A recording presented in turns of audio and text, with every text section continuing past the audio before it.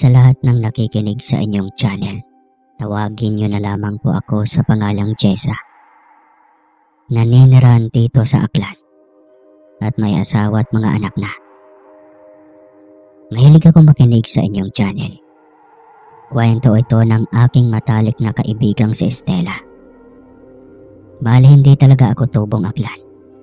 Naging matalik ko lang siyang kaibigan nung lumipat kami ng asawa ko sa lugar kung saan nakatira si Estela. Sa dinami-rami ko mga kapitbahay noon, si Estela kaagad ang unang nakapalagayang loob ko. Noon nga magkwento siya sa akin tungkol sa karanasan niya, ay halos hindi ako makapaniwala. Ay babahagi ko ito sa pamamaraang parang ang kaibigan kong si Estela na rin ang siyang nagkukwento sa inyo. Para mas lalang maintindihang maigi ng iba pa ninyong tagapakinig at ng iba pa. Noong 2001, na mga panahong ito ay naninirahan kami sa isang baryo sa lalawigan ng Leyte. Aminin kong itong mga panahong ding ito ay hindi pa masyadong matao ang baryong tinitirhan namin. Medyo mapuno pa at halos magkakakilala pa ang lahat na mga naninirahan doon. Nasa edad 20 na ako nito. At sa edad na iyon, ni minsan na hindi pa ako nagkakanobyo. Ang sabi nga ng aking ina, masyado umano akong mapili sa lalaki at keme kong kumilos. Kaya't kahit na anong gawin ko, ay hindi talaga ako magkakaroon ng jowa. Ay nako naman ma, kung talagang mahal ka ng isang lalaki at seryoso sa'yo, bay magsisikap yan. Masungkit lang ang matamis mong oo. Magsisikap yan naman ligaw, kahit na ilang beses mo pang pagsusungitan. Ganun ang tunay na lalaki, Nay. Hindi basta-bastang susuko. Wika ko sa aking ina at inungusan siya. Ikaw talagang bata ka, kaya walang nagbabalak naman ligaw sa'yo dahil dyan sa paniniwala mong yan. Inis na wika naman ng aking ina. Pagkaramdam ko tuloy ay pinagtutulakan na ako ng aking inang magnobyo na. Nang sa ganon ay makapag-asawa na at umalis na sa bahay namin. Kakaiba talaga ang aking ina. Dahil kung ang ibang mga nanay pa lang yan, abay matutuwa pa silang tumandang dalaga ang mga anak nila. Pero itong aking ina, daig pang bugaw sa warehouse. Dahil halos ipagtulakan niya na akong magkaroon ng kasintahan. Ang palagi niya pang rason sa akin, paano na lang daw ako kapag wala na silang dalawa ni Papa? Ano na lang daw ang gagawin ko kung maiiwan akong mag-isa sa buhay? Nag-iisang anak lamang ako ng mga magulang ko. Kung kaya't sa kabilang punto, naisip ko siguro kaya gano'n na lamang ang inaasta ng aking ina dahil sa nag-aalala lamang siya sa akin pagdating ng araw. Tama nga naman siya. Paano na lang ako kung sakaling mawala silang dalawa ni Papa? Anong magagawa ko kung sadyang talagang mahinhin ang ikinikilos ko at mapili ako pagdating sa lalaki? Ano na? Nakapagpasya ka na ba sa sinasabi ko? Alam mo, gwapo naman ang anak ng kumari ko. Bakit hindi na lang siya ang gustuhin mo? Pangungulit pang wika ng aking ina. Paperong inirapan ko ang aking ina at sinabayang kahit kailan ay hindi ko magugustuhan ang anak ng kumari niya. Dahil sa magkababata lang kami ni Rafael at hindi ako pwedeng magkagusto doon. Nakasimangot na sinabihan ako ng aking ina na pag-isipan ko raw ang sinabi niya. Dahil para sa akin lang din naman umano ang ginagawa niya. Ay naku ma, kahit na ano pang sabihin mo, hindi magbabago ang nasa isipan ko. Tugon ko. Para hindi na humaba pa ang usapan namin ay napagpasyahan kong pumunta na muna sa sapa para maglaba. Bit-bit ang mga labahin ay nagmadali na akong pumunta sa ilog para maglaba at sa ganun ay mapag-isa na rin. Alam kong hindi niya ako titigilan hanggat hindi ako papayag sa suwestyo niya. Nang nasa ilog na ako at kasalukuyang naglalaba ay nakarinig ako ng boses at tila ba mahihinang sitsit yun. Nung una hindi ko na lang muna pinansin ang sitsit na yon sa pag-akalang wala lang. Patuloy lamang ako sa pagkusot ng nilalabhang damit at inaabala ang sarili. Estela, mauna na akong umuwi. Tapos na akong maglaba eh. Ikaw, umuwi ka na rin pag nakatapos ka na dyan sa paglalaba mo ha. Ang haling tapat ngayon mahirap na at baka maingkanto ka riyan. Mag-isa ka pa naman dyan. Uwi ka ng kapitbahay naming si Aling Magda. Naku Aling Magda, pati ba naman kayo naniniwala sa mga ganyang bagay? Nasa makabagong henerasyon na po tayo ngayon. Nakangiti at iiling-iling kong wika. Basta, maniwala ka man o hindi sa akin. Bilisan mo na ang paglalaba dyan dahil mag-alas 12 na ng tanghali. Siya sige na at uuwi na ako. Sige ho Aling Magda. Maya-maya po, uuwi na rin po ako. Tugon ko at ibinalik na ang pansin sa ginagawa. Nung ako na lamang mag-isang naglalaba sa ilog, ay binilisan ko na ang paglalaba. Medyo nakaramdam kasi ako ng kakaiba dahil doon sa sinabi ni Aling Magda. Maya-maya pa ay nakarinig na naman ako ng mahihinang sitsit. Kung kaya't saglit na tinigil ko ang ginagawa at muling nagpalingalinga. Ngunit nakailang beses na akong nagpalingalinga pero wala naman akong nakikitang kahit na sino. Kung kaya't napabuntong hininga na lamang ako at ibinalik na lamang ang ginagawa sa paglalaba. Ay nako, baka kung sino namang tao ang nantitrip na manitsit sa akin. Kaura talagang mga yun. Sambit ko sa aking isipan. Ilang sandali pa ay muli na naman akong nakarinig ng sitsit. At sa pagkakataong iyon, ay palakas na ng palakas ang sitsit na naririnig ko na parabang papalapit na sa kinaroroonan ko. Dahil sa inis na nararamdaman, ay pabagsak kong binitawan ang kinukusot kong damit. At pagkatapos ay agad na akong tumayo mula sa inuupang malapad na bato at nilingon kung sino man ang naninitsit sa akin.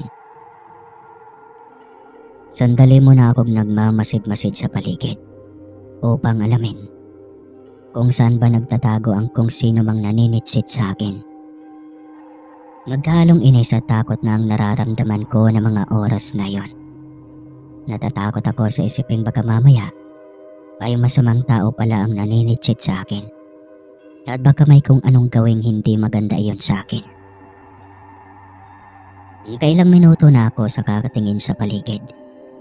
Pero wala pa rin ako mahanap o mahagilap man lang. Kahit na anino ay wala akong makita. Hoy, kung sino ka man, lumabas ka.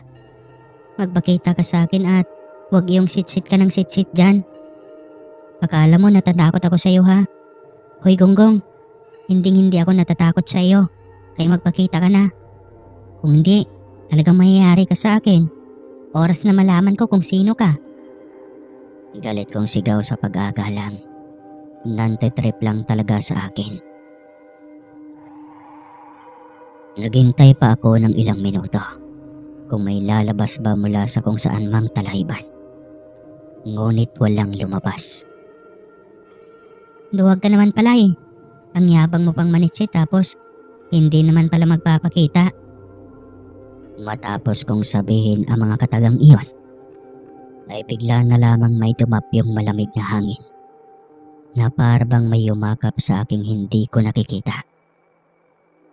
Dahil sa nararamdaman kong iyon, ay talagang masasabi kong nagdulot iyon ng kilabot sa buong katawan ko. Kung kaya't panandali ang nayakap ko ang aking sarili habang inililibot ang paningin sa buong paligid. Natuon ang pansin ko sa nag-iisang malaking punong baleting nakadungaw sa sapa sa pwestong kinaroroonan ko. Saglit na ipinilit ko ang ulo at pilit na pinapakalma ang sarili. Ano ba yun? Saan galing ang napakalamig na hanging iyon? Tanong ko sa sarili at nangangatog ang mga tuhod na binalikan ko ang mga nilaban at mabilis na iyong tinapos. Nang matapos kong labhan iyon ay halos magkandadapa-dapa na ako sa pagmamadaling makaalis sa ilog na iyon. Pagka-uwi ko ay mabilis ko nang sinampay ang mga nilaban ko. Nang matapos iyon ay pumasok na ako sa loob ng bahay at nagtanghalian na. Sakto namang wala ang aking ina kaya't walang mangungulit sa akin. Nang matapos akong kumain, Sir Casper, ay tumambay na muna ako sa balkonahe ng bahay para magpahangin. Medyo nakaramdam ako ng alinsangan sa loob ng bahay at para bang wala man lang kahangin-hangin na nakakapasok. Nung nasa balkonahe na ako at kasalukuyang nagpapahangin ay bumalik sa aking isipan ang tungkol sa nangyari kanina noong nasa sapa ako. Habang kasi niyayakap ko ang sarili dahil sa simoy na napakalamig na hangin dumampi sa balat ko, may nasulyapan akong lalaking nasa tagaliran ko. Sigurado akong nakita ko iyon. Hindi ako pwedeng magkakamali. Kaya nga lang noong tumingin ako sa gilid ay bigla namang nawala na parang bula ang lalaking nakita ko. Kung bigla siyang nawala, hindi kaya tingkaanto ang nakita ko? Tanong ko sa isipan. Baka naman nagkamali lang ako. Ano ba yan? Kakakain ko lang kung ano-ano na ang iniisip ko. Ay nako. Napabuntong hininga na lamang ako at ipinilig ang ulo ng sa gayon ay maalis ang kung anumang tumatakbong kababalaghan na nasa isipan ko. Nandyan ka lang pala. Kanina pa kita hinahanap. Boses ng aking ina ang naulinigan ko. Kaya naman napaigtad ako at napalingon. Ano ba yan, ma? Pambihira ka naman po. Akala ko kung sino na. Nanggugulat naman kayo. Reklamo ko at napahawak sa dibdib. Kasi naman, kanina pa kita hinahanap. Tinatawag kita, di ka man lang sumagot. Nandyan ka lang pala sa balkonahe. Aniya. Kunot noong sabi ko naman sa aking inang ngayon lang ako umupo sa balkonahe. At hindi ko naman narinig ang boses niyang tumatawag sa akin. Kaya't papaano niyang nasabing kanina niya pa ako tinatawag. Huwag kang magbiro ng ganyan, ma. Hindi nakakatuwa. Kunway wika ko sa kanya. Aba, at sino naman ang nagsabi sa'yong nagbibiro ako? Kahit na itanong mo pa kay Rafael, kanina pa ako naghahanap sa'yo. Aniya at itinuro ang kababata kong nakatayo sa likuran niya. Naroroon pala siya sa likuran ng aking ina. Hindi ko man lang napansin. Siguro masyado lang akong nahulog sa malalim na pag-iisip. Ito bang sinasabi ni Mama? Kunot noong tanong ko sa kababata ko. Oo, ito ang sinasabi ng mama mo. Kanina ka pa niya hinahanap. Nagkasabay ka sa kami pumunta dito dahil may ipinapabigay si nanay sa iyong kakanin. Bunya. At ipinakita sa akin ang bit-bit na kakanin. Saglit akong natikilan at napapaisip. Dahil sa pagkakaalam ko ay kakaupo ko lang sa balkonahe. Hindi pa nga nag-init ang puwetan ko. Kung kaya't papaano nila nasabing kanina pa nila ako hinahanap? Oh, ba't di mo na lang nilagay doon sa kusina yung kakanin? Talagang pinakita mo pa sa akin yan. Pagsusungit kong wika. Malapad ang pagkakangiting tumingin sa akin si Rafael. bago nag-uwi ka nang. Ang sabi kasi sa akin ni nanay, sa'yo ko daw mismo ibigay ang kakanin. Espesyal ang pagkain iyan. Dahil talagang sinadya ni nanay na bukuran ka ng pagluluto. Alam niya kasing paborito mo yan eh. Inirapan ko lang ang kababata kong si Rafael. Dahil alam na alam ko na kung bakit pinapadalan ako ng kakanin. Para hindi magtampo ang ina ng binata, ay kinuha ko na ang kakanin. At sinabihan ng binatang pasabi sa kanyang inang salamat sa ibinigay na pagkain. Hindi mo naman siguro to nilagyan ng gayuma ano? Pabiro ko pang tanong sa binata. Tila nahiya naman ang kababata ko at sunod-sunod na umiling. Pagkatapos ay nagwikang hindi nga siya marunong sa mga orasyon. Kaya't papaano niyang malagyan ng gayuma ang pagkain. Huwag kang mag-alala, walang gayuma yan. Asa ka pang gagayumahin kita. Aniya at natatawa pa. Abay, naniniguro lang. Mahirap na. Tugon ko at bahagya pang natawa. Ay magkasabay nang nagmerayanda kaming dalawa ni Rafael. Gaya ng nakagawian, puro kalokohan lang ang napagkukwentuhan namin. Habang nagkukwentuhan kami, ay hindi ko maiwasang tumingin sa bakuran ng bahay. Pakiramdam ko kasi ay may mga mata ang nagmamasid sa akin mula sa kung saan. Sa tuwing hinahanap ko naman ang kung sino mang nagmamasid, ay wala naman akong nakikita. Nagtataka pa ngang nagtanong si Rafael kung sino umano ang tinitignan ko sa labas ng bahay. Sinabi ko sa kanyang may nararamdaman ako mga matang tila nagmamasid sa amin. Pero hindi ko naman mahanap kung nasaan iyon. Saglit namang tumingin sa bakuran ng bahay ang binata. Pero gaya ko, ay wala rin siyang nakikita. Baka guni-guni mo lang yung nararamdaman mo.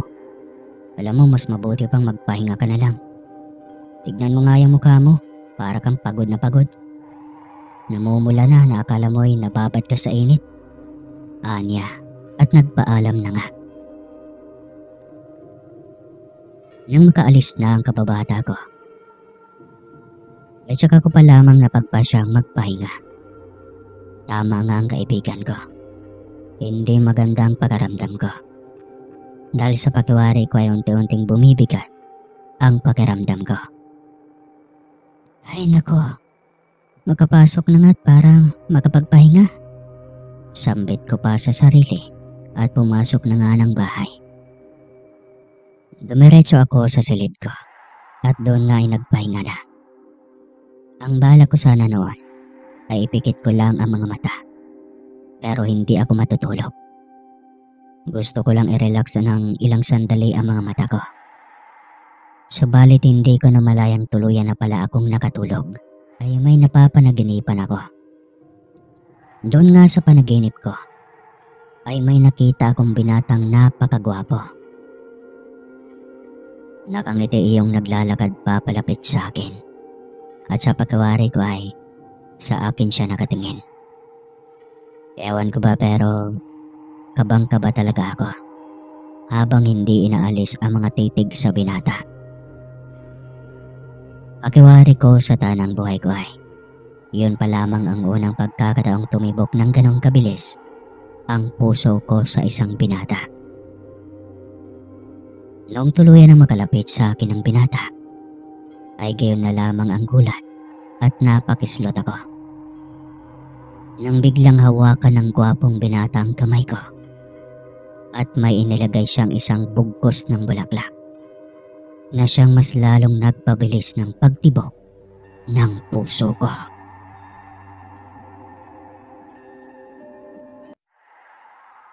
Nangangatal ang mga labing itatanong ko sana sa binatang nasa harapan ko kung ano ang pangalan niya. Kaya nga lang ay may hinang sampal ang siyang gumising sa akin at nagpabalikwas ng bangon. Doon ko lang napagtantong hindi pala totoo ang lahat. Ang bihira kang bata ka. Magtatanghali na tulog ka pa rin. Bangon na para makapag-agahan na tayo at may pupuntahan pa ako. Wika ng aking ina. Ano po, tanghali na? Takang tanong ko at mabilis na tumingin sa bintana. Oo, tanghali na.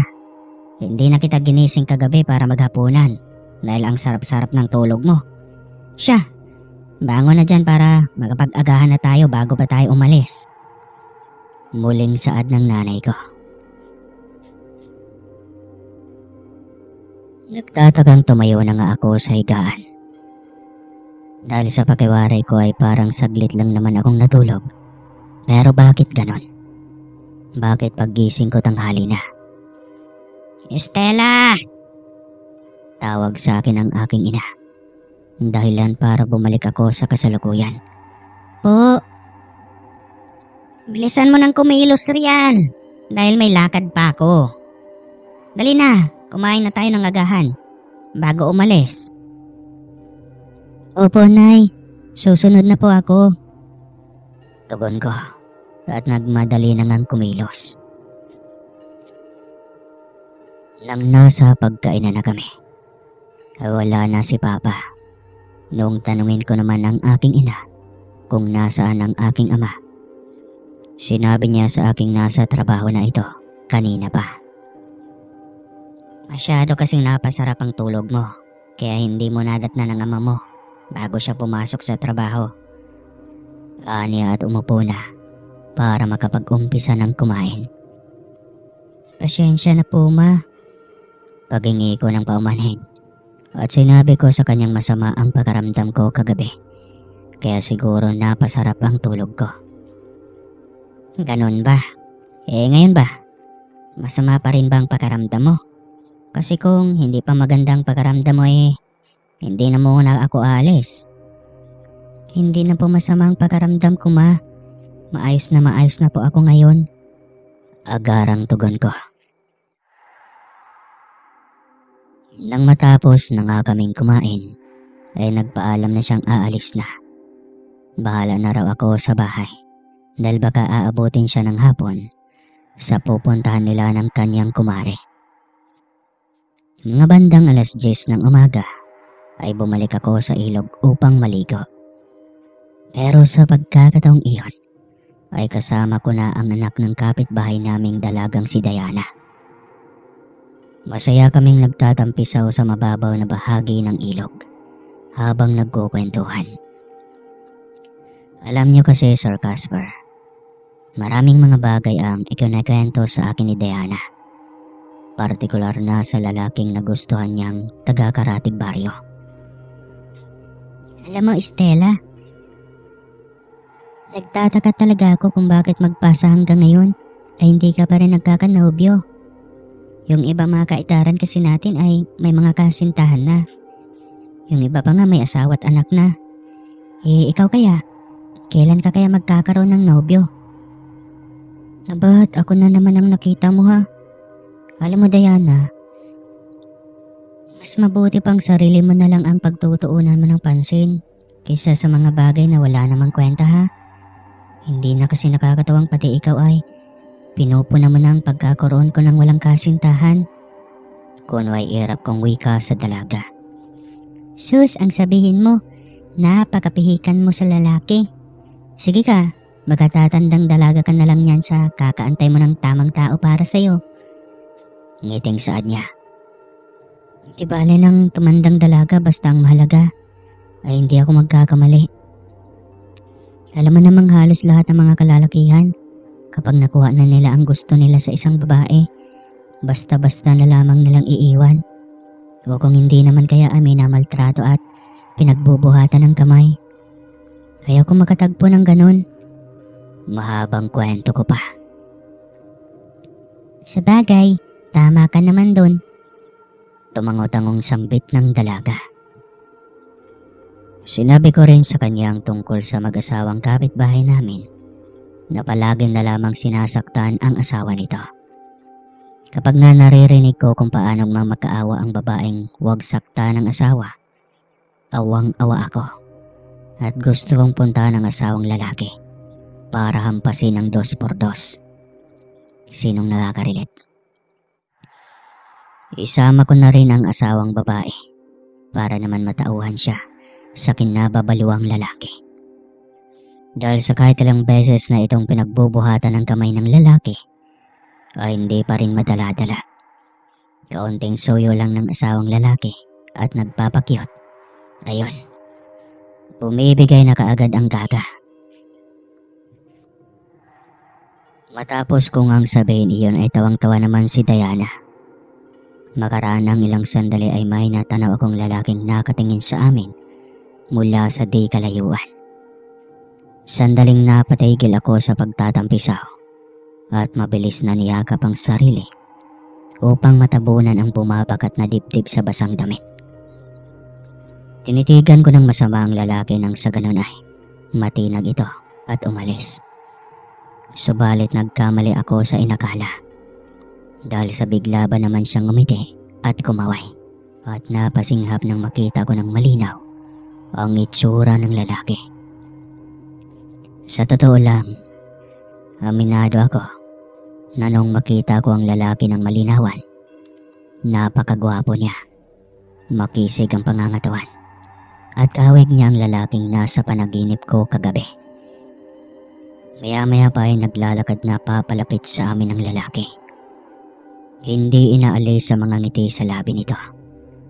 Nang tuluyan na itong makalapit, ay walang pakundangan na tinanong niya ako kung ano ang pangalan ko.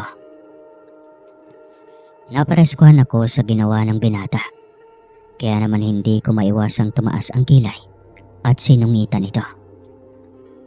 Bakit mo tinatanong kung ano ang pangalan ko? Magkakilala ba tayo? Pabalang at pagtataray kong wika.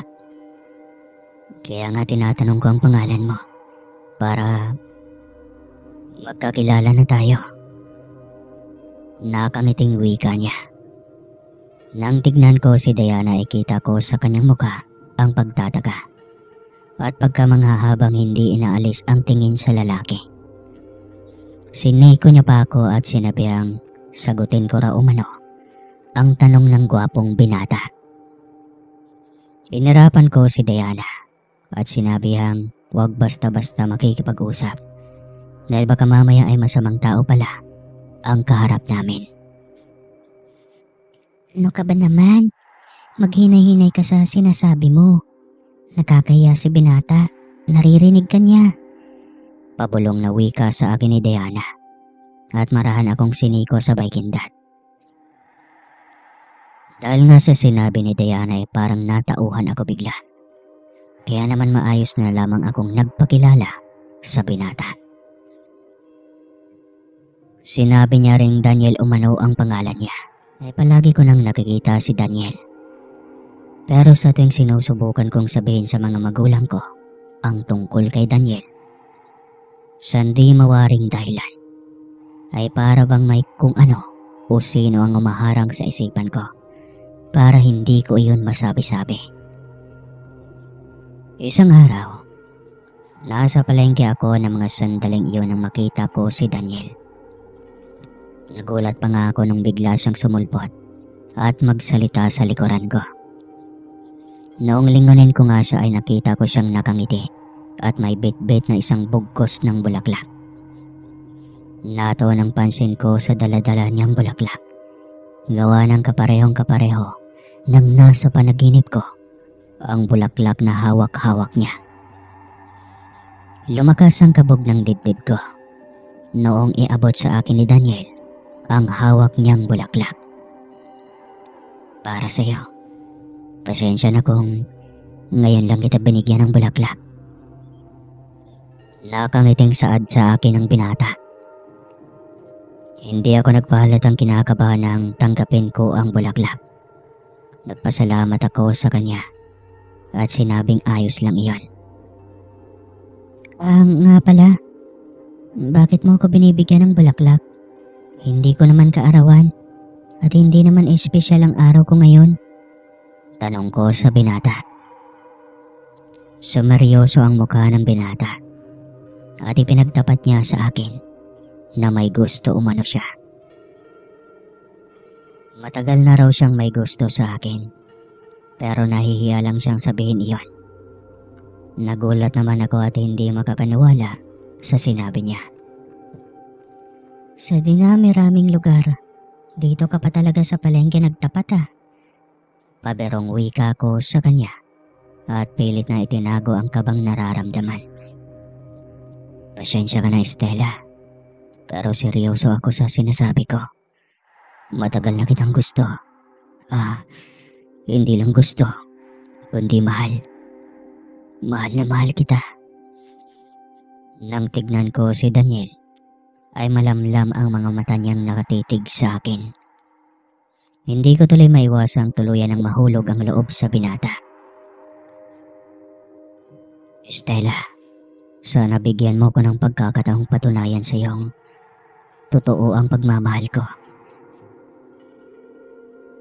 Akmang sasagot na sana ako nang bigla kong narinig ang boses ni Rafael.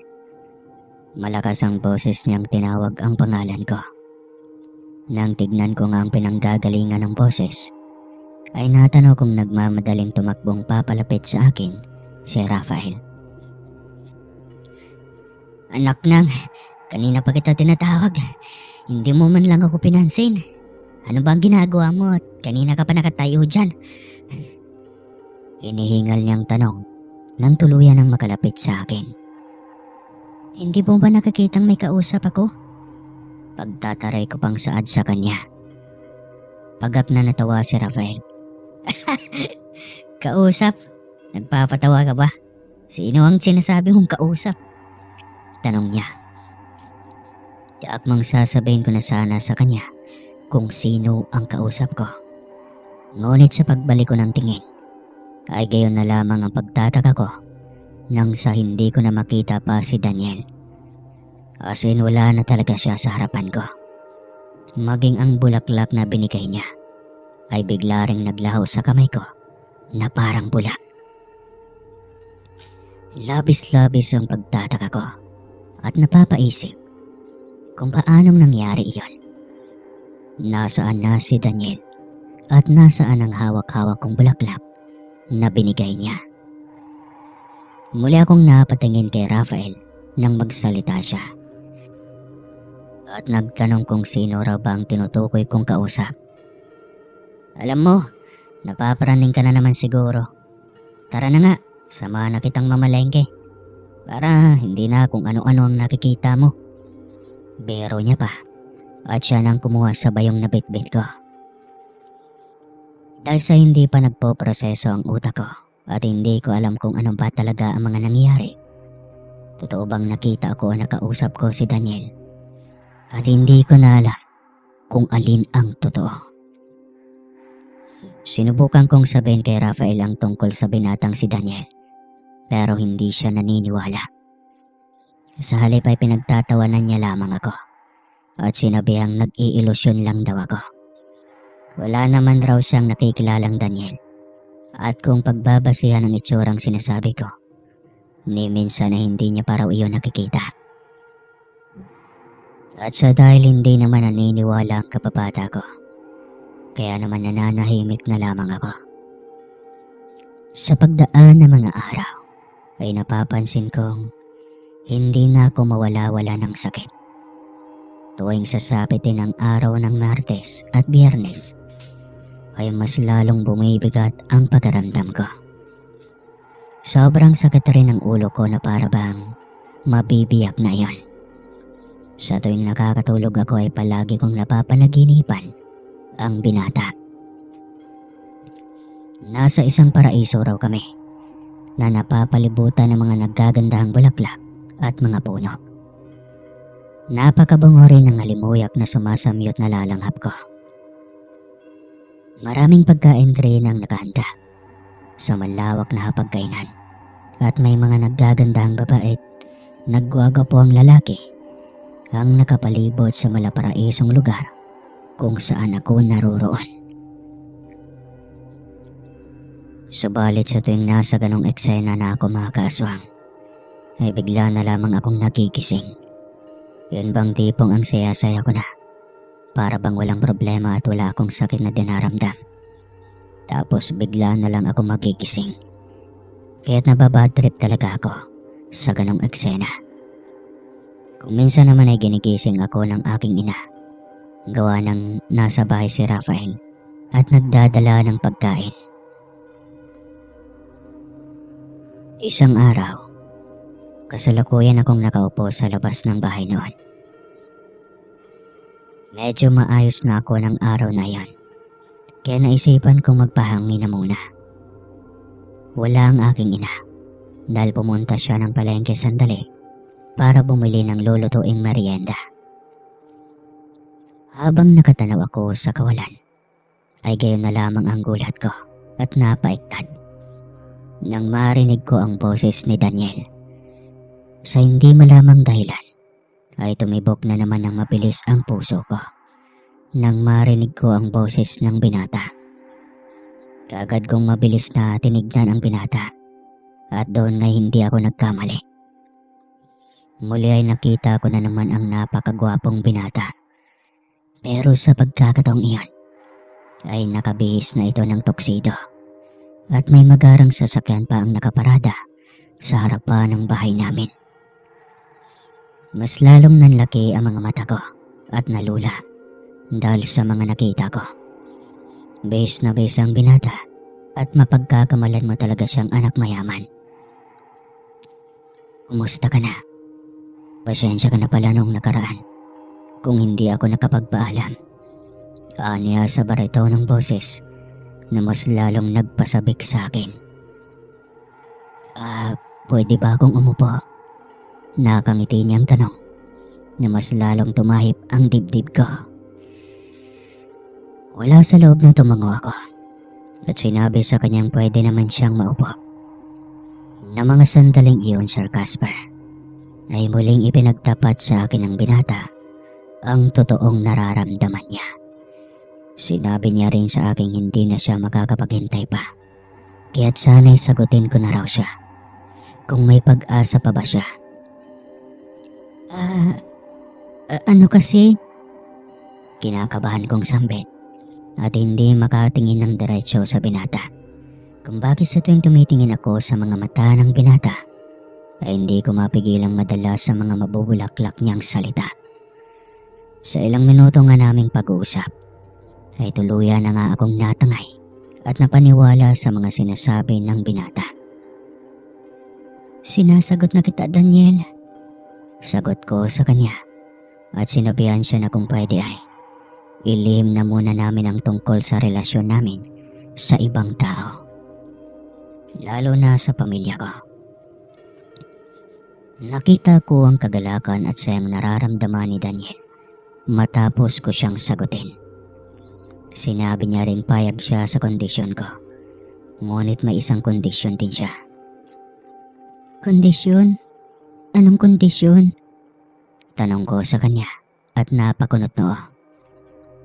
Sumama ka sa akin. Sumama? Saan? Tanong ko. Sa lugar kung saan ako nakatira. Mas masaya doon. Hindi ka makakaramdam ng sakit. Sisiguraduhin kong magiging masaya ka araw-araw kapag sasama ka sa akin. Pero... Agaran na niyang pinuto lang sinabi ko at nagwika siyang sanay. Pag-isipan kong maigi ang alok niya. Kapag sumama ako sa kanya, ay magiging marangya ang buhay at ang buhay ng pamilya ko. Ibibigay niya lahat ng gusto ko para sa ikakasaya ko. Sana, pagbalik ko, ay may magandang isasagot ka na sa akin. Malumanay niyang saad. Matapos naming makapag-usap, ay umalis na ang binata dahil may pupuntahan pa umano siyang iba. Ako naman ay bumalik na sa loob ng bahay dahil muli ko na namang naramdamang sumama ang pagkaramdam ko at parang inaapoy na ako ng lagnat. Saktong pagpasok ko nga sa loob ng bahay ay doon ako tuluyang bumagsak at nawala ng malay. Ay nasa isang magarang silid na ako na napapalibutan ng iba't ibang klaseng naggagandahang mga bulaklak. Akmang tatayaw na sana ako nang biglang maramdaman ko ang biglaang pagkirot ng ulo ko. Napahawak ako at dahang-dahang tumayo. Sandali, nasang kwarto ako? Naguguluhang tanong ko sa sarili at bahagyang pinisil ang sentido. Maya-maya pa ay bumukas ang pintuan at pumasok si Daniel. Napakagwapo niya sa suot niyang magarang damit na animoy anak mayaman. Gising ka na pala. Eto, may dala akong pagkain. Kumain ka na muna. Alok niya at malapad ang pagkakangiti. Tinanong ko siya kung nasaan ako at ano ang ginagawa ko sa kwarto kung saan ako nagising. Hindi niya sinagot ang tanong ko. Sa halip ay inalalayan niya akong makaupo. Matapos siyang mailapag sa lamesa ang bitbit niyang pagkain. Kumain ka na bago pa lumamig itong pagkain dala ko. Aniya. Nung makaupo na ako, ay inulit kong muli ang tanong ko sa kanya. Pero wala. Hindi pa rin niya sinagot. Kung hindi niya lang ba narinig ang pagtatanong ko o nagbibingi-bingihan lang siya. May kalakasan naman kasi ang boses ko noong nagtanong ako. Kaya't imposibleng hindi niya ako narinig. Sa harapan ko ay may nakahaing 3 iba't ibang klaseng putahing pagkain. Isang malagkit na sa palagay ko ay minatamis yata iyon. Tapos ulam yung katabi. Pero ang nakaagaw ng pansin ko ay ang kaning kulay itim na nasa dulo. Hindi ko alam kung bakit bigla na lamang akong natakam nung makita ko ang kaning iyon. Kahit na natatakam ako sa kaning itim, ay may kung ano o sino ang tila bumubulong sa isipan kong wag na wag ko umanong kainin ang kakaibang kanin. Kahit na anuman ang mangyari. Nakailang beses pa akong napalunok ng laway habang tinitignan ang kaning kulay itim. Para makasigurado ay tinanong ko si Daniel kung anong klaseng pagkain ang nasa dulo ng lamasita. Iyan ba? Kanin yan. Sige na, kumain ka na. Mamaya na lang tayo mag-usap. Muli niyang wika. Napapansin kong parang atat na atat ang binatang sumandok ako ng kanin. Dahil sa talagang tinitignan niya ako kung ano ang kinukuha ko. Una kong tinikman ang kakanin. Masarap naman iyon ang kainin ko. Kung kaya naman, iyon na muna ang kinain ko. Sa isip-isip ko, mamaya na lamang ako sumandok ng iba pang pagkain kapag naubos ko na ang kakanin. Na mga sandaling iyon ay bigla kong naalalang hindi pala ako gaanong makakain dahil sa sakit na dinaramdam ko. Kaya't naitanong ko sa sarili kung bakit tila ganadong-ganado akong kumain na mga pagkaing inihain sa akin ng binata. Eka, parang may mali dito. Sambit ko sa isipan at muling iginalang paningin ko sa loob ng kwarto. Umalis ka na dyan! Umalis ka na! Pamilyar ang boses na narinig kong sumisigaw. Pero bakit hindi ko mawari kung saan iyon ang gagaling? Saglit pa akong nagpalingalinga. Tapos ay tinignan muli ang binata. Sigurado kong hindi sa kanya nanggagaling ang boses na naririnig ko. Dahil sa parang boses ni Rafael ang narinig kong sumisigaw at pinapaalis na ako. Bakit? May problema ba? Masuyong tanong sa akin ni Daniel.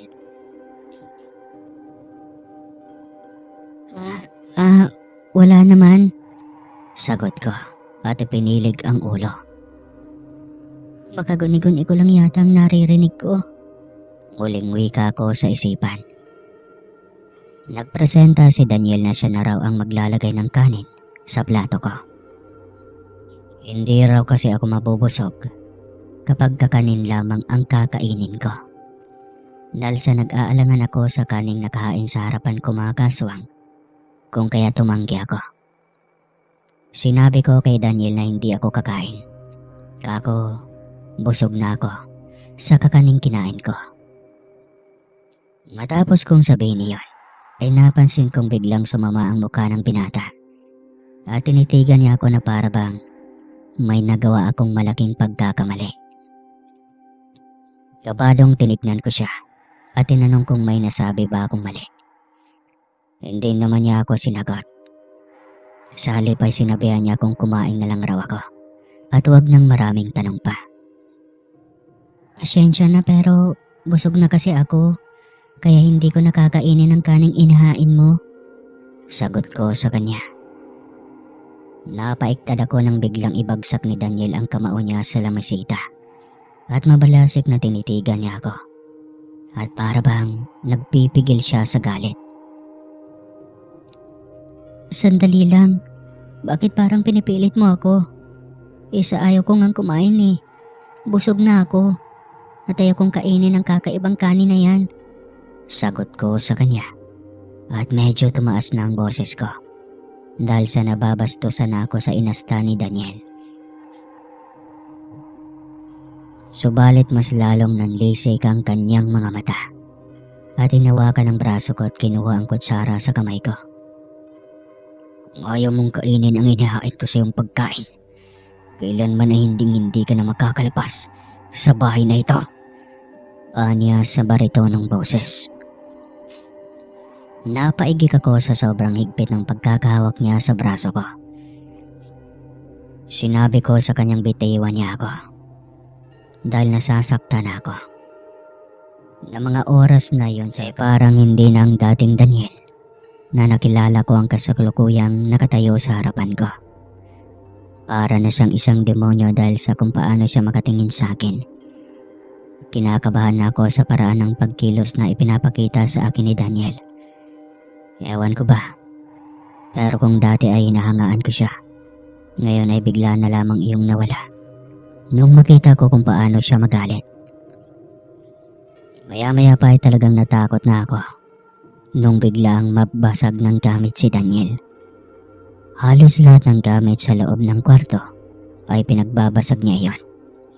Sa takot ko ay mabilis na akong tumakbo palabas ng kwarto at mabilis nang tinungo ang pintuan ng bahay.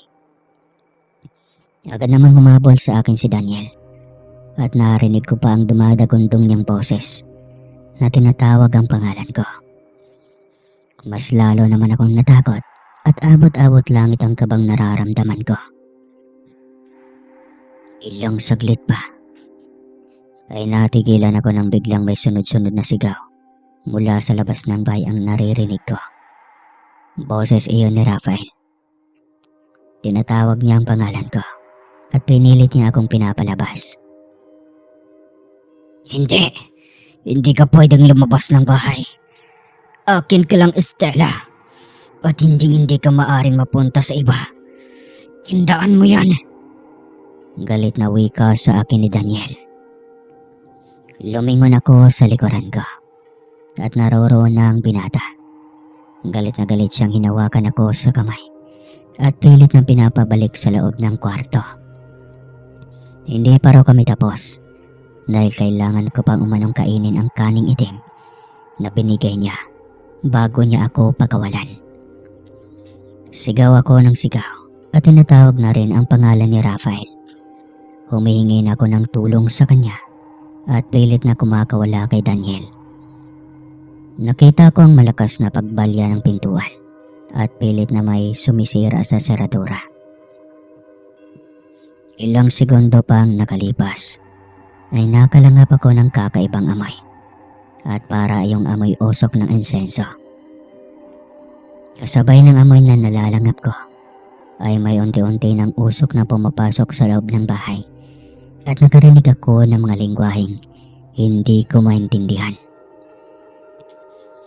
Mula sa labas ng bahay ay may nagsasalita pa bukod kay Rafael. Sa pagkakarinig ko ay sa iyong matanda at may kung ano-ano siyang sinasabi pero ni isa ay wala akong naintindihan.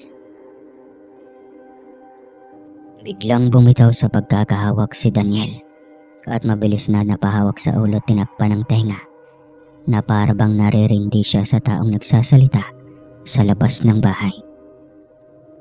Kinuha ko ang pagkakataong iyon para tumakbo palabas ng bahay.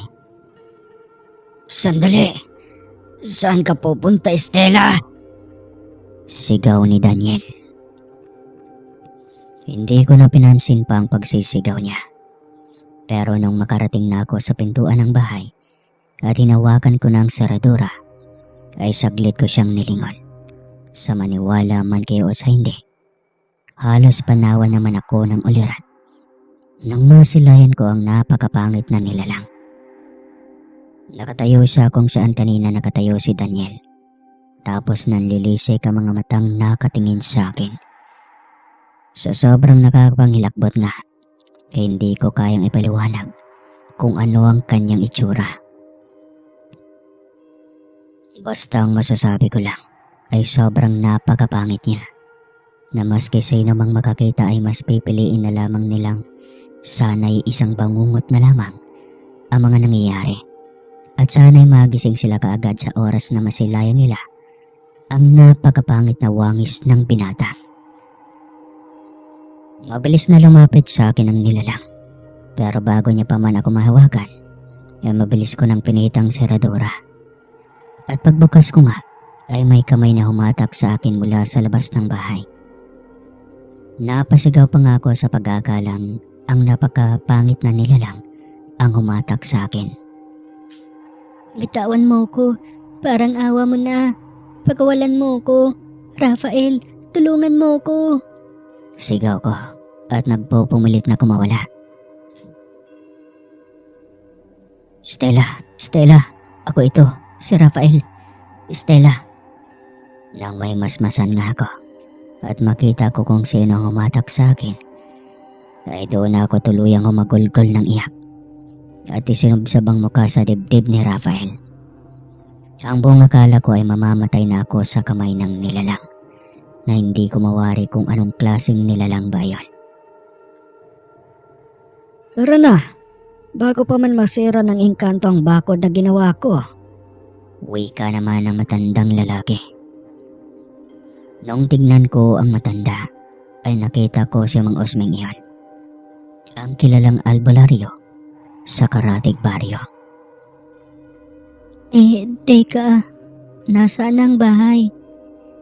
Pagtatakang tanong ko noong ilibot ko ang paningin sa buong paligid. Dahil sa hindi ko na makita pa ang bahay kung saan ako lumabas, bagko sa isang napakalaking puno ng balete ang nasa harapan ng matanda. Mayat-mayat ang pag-uusal ng matandang albularyo. Tapos nagmuestro pa siya na para bang sinisilihan ang puno ng balete. Habang ginagawa niya iyon, ay nakarinig kami ng malakas na sigaw at parang may mga babasaging bagay ang nagkanda basag-basag sa taas ng puno. Umihip rin ang napakalakas na hangin na siyang nagpagalaw sa mga sanga at umahampas iyon sa mga punong katabi. Muling sinabi sa amin ng albularyong dalian na raw naming maglakad. Umalis na kami sa puno habang hindi pa nakakalabas ang engkantong naninirahan sa punong iyon. Habang tumatakbo nga, ay hindi binibitawan ni Rafael ang kamay ko. Ramdam ko ang pag-aalala niya at takot na baka may mangyaring masama sa akin. Nang makarating na kami sa bahay, ay kaagad akong sinalubong ng mga magulang ko. Pagkapasok ay muling nag-usal si Mang Osmeng, at gaya nung ginawa niya sa balete kanina, ay ganun rin ang ginawa niya sa bahay namin.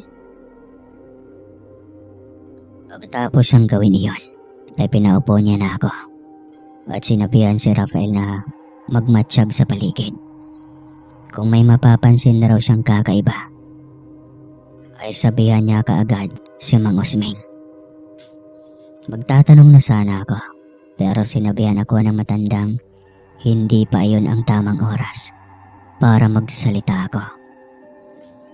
Tumahimik na raw muna ako dahil gagamutin niya ako at aalisin niya ang mga pagkaing ipinakain sa akin ng engkanto. Sinunod ko ang mga sinabi ng matanda. Tumahimik ako at hindi na muna nagsalita pa. Nang nasa kalagitnaan na ng panggagamot ang matanda, ay nakaramdam ako ng pagkaantok. Hanggang sa hindi ko na namalayan pa ang mga sumunod na pangyayari. Basta ang natatandaan ko lang ay maraming mga bagay ang bumabalik sa isipan ko na kasama si Daniel. Doon nga ay nakita ko ang totoong kaanyuan nito. Isa itong napakapangit na nilalang at tugmang-tugma nga iyon sa nilalang na pilit na pinapakain sa akin ang itim na kanin. Sa likod ng napakagwapong anyo ni Daniel ay nakatago pala ang totoo nitong pagkatao at wangis. Nilinlang niya ako sa lahat ng bagay. Isa siyang engkantong may nakakatakot na wangis. Sa pagbalik nga ng ulirat ko ay napabalikwas ako ng bangon at hindi makapaniwala sa lahat ng mga nangyayari. Nilinlang ako ng isang engkanto at siya rin ang nagbigay sa akin ng sakit. Lahat ng mga dinaranas kong sakit ay siya ang may kagagawan. Noong nahimatay ako bago napunta sa lugar kung saan siya nakatira, ay siya rin ang may gawa. Hindi ko matanggap ang mga nangyayari. Mabuti na lang talaga at nariyan si Rafael. Ikunento niya sa mga magulang ko ang mga kakaibang bagay na nabanggit ko sa kanya kamakailan lang tungkol sa binatang si Daniel. Noon pa pala ay may duda na si Rafael na may kakaibang nangyayari sa akin, kaya't palihim niya akong pinagmamasdan. Nung nagkita kami sa palengke, ay hindi pala iyon nagkataon lamang. Dahil talagang sinundan niya ako, at doon nga'y nakita niya raw akong nagsasalitang mag-isa at wala naman siyang makitang kausap ko. Labis-labis ang pasasalamat ko sa kababata ko dahil kung hindi sa kanya, ay baka hindi na ako nakabalik pa sa pamilya ko. Sinabi naman sa akin ng albularyo na noong kasalukuyan akong walang malay, ay nakipagduelo siya sa engkanto at napatay niya ito. Kaya huwag na raw akong mag-alala pa dahil wala nang gagambala pa sa akin. Mababa ang dungan mo, iha. Kaya hindi malabong lalapitan ka talaga ng mga mapagsamantalang nilalang. Buti na lamang at may matalik kang kaibigang handang magsakripisyo para lang mailigtas ka. Ani pa ng albularyo, sabay tingin kay Rafael. Ano po? Tanong ko, at hindi ko naintindihan ang sinasabi ng albularyo. Huminga muna ng malalim ang albularyo bago niya sinabi sa akin ang lahat-lahat. Anya, masyadong mahina ang katawan ko dahil sa mga napagdaanan kong sakit. Kaya naman ang katawan ni Rafael ang ginamit niya para pasapiin ang engkanto at nakipagduelo rito. Sinabi niya pang kung sakali mang matalo siya ng nilalang na yon, magiging kapalit noon ang buhay ng kaibigan ko. Kukunin ng nilalang at magiging alipay na si Rafael ng engkantong itim. Natitiyak niyang hindi lamang magiging alipin si Rafael dahil sa palagay niya ay walang hanggang kaparusahan ang kahantungan ni Rafael oras na makuha ito ng nilalang dahil sa ginawa niyang pangingialam. Pero gayon pa man ay hindi nagpakita ng kaduwagan ng kaibigan ko. Bagkus ay nagtiwala siya sa albularyong matatalo ni Mang Usmeng ang itim na nilalang at mapagtagumpayan ang lahat. Bihira lamang ang mga kaibigang kagaya ni Rafael. Napakaswerte mo, iha. May kaibigan kang nakahandang magbuwis ng buhay, maging ligtas ka lamang. Matapos ang pangyayaring iyon ay naging maayos naman ang lahat. Wala nang gumagambala sa akin. At sa paglipas nga ng 1 taon, ay naging kasintahan ko na si Rafael. Sa ginawa niyang iyon, ay talagang pinatunayan ni Rafael sa akin kung gaano ako kaimportante sa kanya at kamahal.